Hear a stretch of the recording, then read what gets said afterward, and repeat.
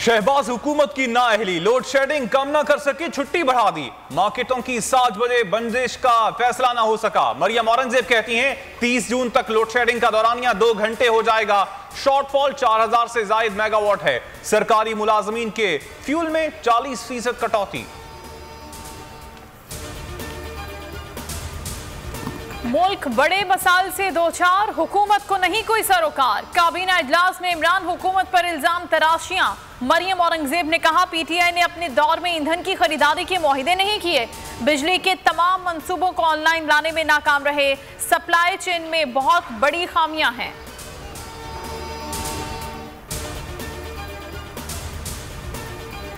Imported हुकूमत में load shedding का खौफनाक अजाब। 16 घंटे बिजली की बंदिश के इलेक्ट्रिक ने बिजली की पैदावार में मजीद कमी कर दी। शॉर्टफॉल 500 मेगावाट कर दिया। शहर में लोड शेडिंग का दौरानिया 18 घंटे तक जा पहुंचा। सब्सक्राइब करें और बेल दबाएं ताकि कोई खबर रह न जाए।